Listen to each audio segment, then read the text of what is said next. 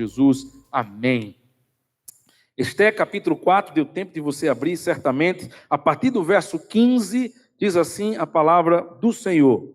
Então Esther pediu que levassem a Mordecai a seguinte resposta: vá e reúna todos os judeus que estiverem em Suzã, e jejuem por mim. Não comam nem bebam nada durante 3 dias, nem de noite, nem de dia. E eu e minhas servas também jejuaremos. E depois irei falar com o rei, ainda que seja contra a lei, e se eu tiver que morrer, morrerei. E então Mordecai foi e fez tudo o que Esther lhe havia ordenado. Amados irmãos, você que me ouve aqui no templo, você que me ouve em casa, por uma dessas plataformas, uma das palavras certamente mais comuns que vão permanecer em nossas gerações, e provavelmente as crianças lembrarão de falar, e os velhos lembrarão de falar, a peso de memória de um tempo que foi difícil para todos nós. Essa semana, alguém me fez uma definição muito curiosa sobre o que é quarentena. Ele disse: pastor, para mim quarentena é como uma vida pausada, é uma vida em stand-by. Eu achei muito interessante essa definição que ele fez sobre quarentena. A gente sabe, irmãos, quando entra, mas a gente não sabe quando sai. Quarentena, de fato, é um negócio difícil de deglutir. E enquanto a vida parece não se mover mais, você está nesse negócio, e esse negócio não anda, e você entrou e não sabe quando sai, parece que a vida não se move. E certamente isso produz no coração de muitos angústia, medos, incertezas, desânimo. É por isso que começamos essa série de mensagens sobre as lições das quarentenas bíblicas. São lições profundas. Nós já vimos sobre a quarentena dos espias. Semana passada nós vimos a quarentena do povo Israel no deserto. E hoje eu quero falar de uma outra quarentena que tem também lições profundas sobre a nossa vida. Mas eu preciso dizer para você que, conquanto eu tenha achado engraçado a definição que essa pessoa e esse povo eram os judeus, na verdade eles estavam colocando em prática o seu plano diabólico de extermínio daquela nação, daquele povo. Como o rei assume seu plano diabólico de extermínio daquela nação, daquele povo, e tal, e precisam. Eu quero dizer para você que eu olho para a pandemia do coronavírus e acho que, mais do que tudo, ela é uma questão teológica e espiritual. A pandemia, queridos, é um ataque frontal ao povo de Deus. A pandemia é o cenário perfeito para o surgimento do anticristo, um governo global, onde as nações não saibam o que fazer, não tenham poder para enfrentar um inimigo comum e se levanta um líder mundial que traz a solução, que é o grande herói. A pandemia, ao passo que interrompe as ações da igreja, porque parou a igreja no mundo todo, missionários estão passando necessidade, projetos estão sendo abortados, igrejas estão ameaçadas a fechar, mas a pandemia se configura como o maior e mais recente sinal da volta de Cristo. Eu, particularmente, não me admiraria que após a pandemia, o arrebatamento, o percentual, o quantitativo, mas Deus continua conhecendo quem são os seus. E os seus, certamente, estão buscando cada vez mais e vivenciando um avivamento na presença do Senhor. Portanto, eu enxergo, amados irmãos, um paralelismo aqui, uma comparação perfeita entre o que Esther e Mardocai estavam vivendo e o que eu e você estamos vivendo hoje. Uma destruição se abatendo sobre nós. Estamos de mãos amarradas, irmãos, assistindo tragédias impotentes todos os dias pelos nossos celulares ou pela televisão. A gente não pode fazer nada. A gente não tem controle de nada, tomaram conta da nossa vida. É pessoas agora se levantando contra os idosos, pessoas soltando criminosos e dizendo ao cidadão comum que se ele fizer isso ou aquilo é preso. Mudou tudo. Homens inescrupulosos se aproveitando da desgraça para faturar muito. Como já diz o velho ditado, enquanto um chora, o outro vende lenço.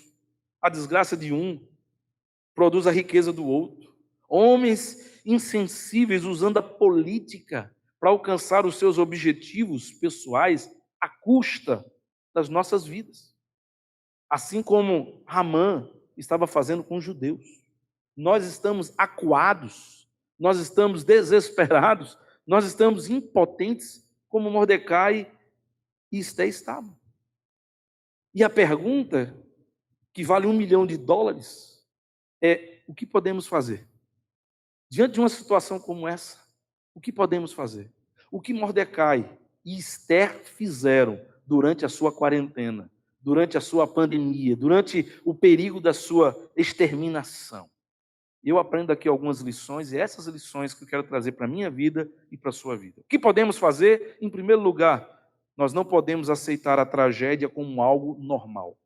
Por mais comum que esteja os noticiários e tudo que a gente tem visto todos os dias, sejam por motivos políticos, sejam por motivos científicos ou qualquer outro que queiram dar, a desgraça não pode ser acatada, aceitada como algo normal. Nós não podemos ver a pandemia chegar e continuar inertes e apáticos em relação a isso. Olha o que o texto dirá que Mordecai faz. Capítulo 4, a partir do verso 1 ao verso 3, diz assim: quando Mordecai soube de tudo o que havia passado, rasgou suas roupas, se cobriu de pano de saco e cinza, e saiu pela cidade clamando em alta voz, e saltando gritos de amargura, e chegou até a porta do rei, porque ninguém vestido de pano de saco podia entrar pela porta do rei.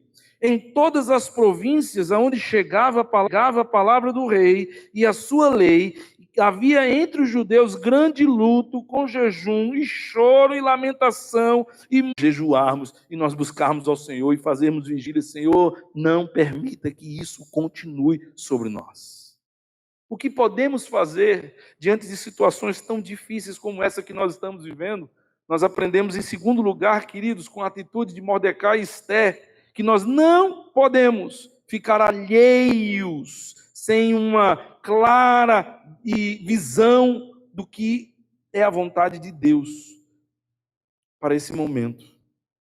Nós não podemos, irmãos, ficar alheios, ficar dispersos, ficar desorientados, sem uma clara visão de Deus sobre esse momento. Deixa eu dizer para você, andar sem máscara é perigoso, mas desinformação também mata. Porque não saber o que fazer e o que pensar nos leva a fazer as coisas mais burras, mais loucas, mais imprudentes. Nós erramos muito, nós corremos risco de vida quando nós não sabemos o que fazer, não sabemos o que dizer, não sabemos como olhar para essa situação. É um equívoco se afastar das notícias e especialmente das informações da igreja, achando que isso vai trazer mais paz ao seu coração, que a solução, amados irmãos, não é desligar a televisão, nem sair dos grupos da igreja. Essa fuga, ela não resolve, ela só piora, pode acreditar. Certamente que nós precisamos ser mais vendo. Então, em vez de desligar, mude de canal. Em vez de ler aquele site, vá para outro. Em vez de estar vendo aquela mensagem no WhatsApp, você deleta aquela mensagem do WhatsApp. Mas você não pode, amados irmãos, se afastar da companhia da igreja. Você não pode se afastar das informações. Você não pode ficar simplesmente alheio ao que está acontecendo, sem ter uma resposta de Deus, uma visão clara de Deus do que está acontecendo. Por sinal, eu comecei recentemente uma campanha nos grupos da igreja, uma campanha só de notícias boas, para ver se as pessoas param, saem do modo notícia ruim e começam. Muitas pessoas, eu lhe garanto, muitas pessoas que eu estou atendendo hoje, angustiadas, desanimadas, depressivas, é porque elas se afastaram das coisas de Deus. Trouxe piora para elas, porque agora elas estão angustiadas com a alma, agora elas não sabem o que fazer, os problemas se avolumaram em suas vidas, porque se afastaram das coisas de Deus. A informação correta, amados irmãos, abre os nossos olhos. A informação correta nos orienta a orar de forma correta e a esperar o melhor de Deus. Olha o que diz o texto. Continuando no capítulo 4 de Esther, a partir do verso 5 ao verso 8, dirá assim: então Esther chamou Rataque, um dos eunucos do rei, que tinha escolhido para servir, e lhe ordenou que fosse a Mordecai para saber o que se passava e por que ele estava fazendo aquilo. Ataque então foi até a praça da cidade para encontrar-se com Mordecai junto à porta do rei. Mordecai, veja, verso 7, Mordecai contou tudo o que havia acontecido com ele. Disse também a quantia 8. Também lhe deu uma cópia do decreto escrito que havia sido publicado em Suzã, ordenando a destruição dos judeus, e pedisse misericórdia na sua presença e lhe suplicasse pelo povo dela. Olha o que o texto diz, irmãos. Nós não estamos diante de um homem que estava perdido, um homem que estava aéreo, um homem que estava sem ter opinião. O texto diz que Mordecai estava bem, ele tinha uma visão clara do que estava acontecendo, ele tinha uma visão clara do perigo, ele tinha uma visão clara da solução. Veremos o que foi ataque. E mandou que entregasse a seguinte mensagem de volta a Mordecai: todos os servos do rei e o povo das províncias do rei sabem que, para qualquer homem ou mulher que, sem ter sido chamado, entrar no pátio interior para falar com o rei, não há outra sentença que não a de morte, a não ser que o rei estenda para a pessoa o cetro de ouro para que ele viva. E eu, nesses 30 dias que o rei está lá, não fui chamada para comparecer diante do rei. Essas palavras de Esté foram transmitidas a Mordecai. Verso 13, olha o que Mordecai responde para ela. E pediu que respondesse a Esté: não pense que por causa do palácio real você será a única entre todos os judeus que conhecemos um Deus de milagre. Nós cremos num Deus de intervenção. Nós cremos num Deus que age sobrenaturalmente. Mas a salvação de Deus não cai do céu se cruzarmos os nossos braços. Não podemos simplesmente passar o bastão e dizer: depois da quarentena eu volto. Nós não podemos, irmãos, dizer para as pessoas e para a igreja: resolvam aí os problemas que surgirem, porque eu estou de quarentena. Porque simplesmente estar de quarentena não significa estar de férias. O dilema de Esté é: se eu for interceder ao rei, eu poderei morrer. Mas se eu não for, eu vou morrer. Elas não estão na mão do governo da OMS. Elas continuam nas mãos de Deus. Aquilo que eu planejar, se for da vontade de Deus, se acontecerá. Se não for, não vai acontecer. Não adianta eu planejar minha vida para 1 ano e morrer amanhã. Exigia riscos. Esté não poderia salvar o seu povo. Ela não poderia interceder pelo seu povo sem correr risco. Segurança para ir até o rei, mesmo que ela morresse tentando. E o que eu e você precisamos entender, que em tempo de quarentena, o pensamento não é individual. O pensamento continua sendo vidas. Nós não podemos aproveitar a quarentena para estarmos simplesmente pensando em nós mesmos e no nosso conforto. O que é que nós aprendemos, irmãos, ainda dessa quarentena de Esté? O que podemos fazer? Em quarto lugar, nós aprendemos que podemos e devemos encher o nosso coração da confiança do controle soberano de Deus. Tudo que nós fizermos, a intensidade e a qualidade será marcada pela convicção que está no nosso coração. Se nós cremos que estamos fazendo para Deus, com Deus e para a glória de Deus, e Deus irá fazer aquilo que eu não posso fazer, isso dará muito mais resultado se eu fizer duvidando. Olha o que vai dizer no capítulo 4, verso 14. Porque se você ficar calada, Esté, agora, de outro lugar virá o socorro e o livramento para os judeus. Mas você e a casa do seu pai perecerão. Interessante a palavra de Mordecai, dizendo: olha, Esté, se você tiver medo de agir, se você pensar no seu conforto, se você não quiser se arriscar para ir salvar o seu povo, Deus vai trazer o seu livramento de outro lugar. Porque o socorro virá. O anticristo pode surgir com a pandemia, pode ser que ele se levante, o mundo pode estar caminhando para os seus últimos anos de existência, mas Deus está no controle, Deus está no seu trono. Deus está agindo, Deus está observando, Deus está colocando os limites. É Deus que ainda diz chove, não chove, é Deus que ainda coloca os limites ao socorro. Deus não vai deixar de agir, Deus não vai deixar de fazer. Deus não depende de mim e de você para fazer a sua obra acontecer. Se eu e você não nos movermos e buscarmos somente o nosso conforto, as vidas que precisam ser salvas serão salvas. Precisam ser salvas, serão salvas. Serão sem sombra de dúvida. Mas eu e você teremos perdido um grande privilégio de contarmos na nossa história e na nossa existência.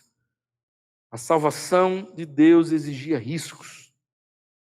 E ela precisava estar confiando no Senhor. O que Ele quer fazer, Ele fará, independente de mim e de você. O que Deus está fazendo no Brasil, eu e você ainda não enxergamos, porque estamos vivendo.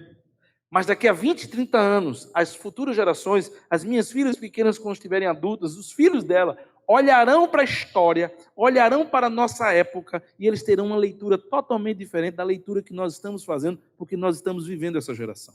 Mas mesmo eu e você, quando olharmos, quando tudo tiver passado, a gente diz, Mardokai para Esther, quem sabe se não foi para isso que Deus te colocou aí, Esther? Quem sabe, meu irmão, que não foi, sabe se os seus talentos não são mais necessários agora?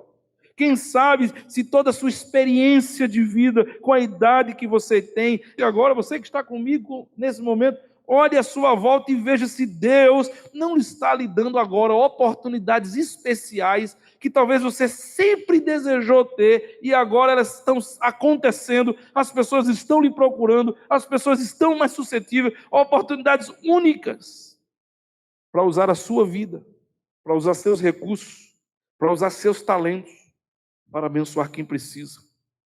Você não foi chamado para ser espectador da pandemia. Eu não creio nisso.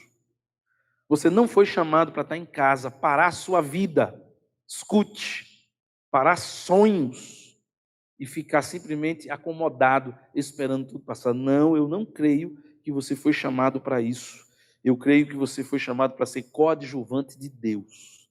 Coadjuvante do mover de Deus, do movimento de Deus, da ação de Deus sobre a vida de muitas pessoas. E eu quero terminar respondendo a pergunta, o que fazer em tempo de pandemia, olhando para Esther e Mordecai, eu aprendo a última lição, que a quinta lição é, use a quarentena para se preparar mais e melhor para ser usado por Deus. Use esse tempo para se preparar mais e melhor para ser usado por Deus. Terminando o capítulo 4, verso 15 ao verso 17, dirá assim, então Esther pediu que levassem a Mordecai a seguinte resposta, minhas servas também jejuaremos, depois irei falar com o rei, ainda que seja contra a lei, e se eu tiver que morrer, morrerei. Botei elas essa semana na pista, elas foram-se embora. Tinha uma bicicleta enorme, conseguiu andar equilibrada. Fantástico que a gente use esse período para se aproximar mais da família, para ensinar os nossos filhos, para aprender coisas novas. Gente que tem aprendido a cozinhar, né? Gente que tem aprendido a costurar, gente que tem aprendido a fazer serviços domésticos. Excelente! Gente que está começando empreendimentos novos. Tem irmãos nessa pandemia que estão começando e abrindo empresas novas, negócios novos, porque os seus estão fechados por causa da quarentena. Fantástico que você está usando esse tempo para crescer, tempo para glorificar mais a Deus. Quando tudo voltar próximo à normalidade, porque nunca mais nada voltará a ser normal, o que você poderá testemunhar da sua vida cristã? Quando passar essa pandemia, experimentei isso, foi fantástico. Deus me deu uma oportunidade incrível. Se o Senhor voltasse para buscar a sua igreja hoje, logo após a pandemia viesse o arrebatamento, o que é que nós iríamos lhe apresentar? O que é que nós iríamos mostrar ao Senhor? Eu fiz uma escolha. Eu fiz uma escolha. E a escolha que eu fiz foi que se Deus me permitir chegar até o final do ano com vida, eu quero ter o que dizer, o que testemunhar, que Deus pôde fazer através da minha vida. Mas se por acaso eu não chegar até o final deste ano, se por algum motivo a minha vida chegar ao fim, eu decidi viver de tal forma que as pessoas que lembrarem de mim possam ter o que dizer que eu pude fazer por elas. Eu quero usar, queridos, cada momento da minha vida, porque eu não sei o dia de amanhã. Eu não sei se eu estarei vivo, eu não sei se o Senhor vai voltar, eu não sei o que irá acontecer. Mas os sonhos que Deus sonhou para mim, os talentos que Deus me deu, eles não estão quarantenados, eles não estão guardados, eles não estão engavetados, eles não estão esperando tudo passar, eles continuam sendo usados para a glória de Deus. Se eu estiver vivo, eu terei o que testemunhar. Se eu não estiver vivo, terão o que dizer de mim, porque eu entendo que este continua sendo o tempo de nós sermos úteis, de sermos preciosos nas mãos de Deus, nas pessoas que mais precisam. Afinal da história de Esté, todos nós sabemos e todos nós conhecemos. A história final de Esté, a história final dela é marcada por grandes livramentos.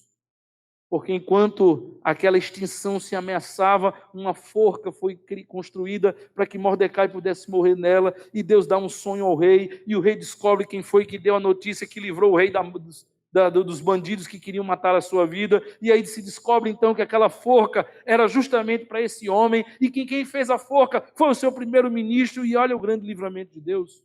Você nem imagina. Você olha para a pandemia e acha que esse é o grande problema que nós estamos vivendo. Você nem imagina os outros perigos que continuam rondando. Enquanto Mordecai e Esther se preocupavam em tentar se livrar do extermínio, havia uma forca preparada para ele. Não pense que você sabe tudo. Não pense que você percebe tudo. Não pense que tudo está sob o seu controle e sua segurança. Ou você confia em Deus, ou você está sozinho. O Senhor livrou Mordecai daquela forca. E o Senhor trouxe salvação para o seu povo e não permitiu que aquele extermínio acontecesse. Eu espero que esse período de quarentena você aprenda, com todas essas quarentenas bíblicas, que nós podemos ter uma atitude que pode agradar muito a Deus, mas nós também poderemos ter uma atitude que poderá entristecer muito o coração de Deus. Ela vai passar, mas o resultado dela, o resultado dessa pandemia, depende de como eu e você iremos reagir. É o que nós vamos fazer que vai determinar os resultados dessa pandemia sobre as nossas vidas. Vamos orar mais uma vez. Eu quero orar por você. Eu quero desafiar você a consagrar sua vida. Porque mesmo em casa, mesmo com limitações, mesmo com restrições, até por ser grupo de risco, há coisas que você pode continuar fazendo e trabalhando para a glória de Deus na sua casa. Nós temos um grupo de pessoas que tem ligado para irmãos da igreja, profissionais de saúde. Nós temos pessoas da nossa igreja que estão doando alimentos para a cesta do amor, para que não haja necessitados. Nós temos pessoas que estão fazendo diversas coisas. Porque nem tudo que a igreja está fazendo está indo para as redes sociais. Mas há muitas pessoas que estão se descobrindo e tendo o prazer de servir ao Senhor e fazer coisas que achavam que não seriam capazes, fazendo nesse momento. É tempo de descoberta. Quarentena é tempo de reavaliação e de continuarmos honrando ao Senhor. Consagre sua vida. Vamos orar. Na sequência, nós vamos cantar mais um cântico. Senhor, eu quero te pedir, não só por nós que estamos aqui, mas por aqueles que estão nos ouvindo em casa, estão nos ouvindo no trabalho, estão nos ouvindo no transporte público, estão nos ouvindo agora ao vivo, estão nos ouvindo daqui a uma semana, daqui a um mês, daqui a um ano, mas que entendem, Senhor, que eles têm muito o que fazer e que eles precisam ter uma atitude diferente.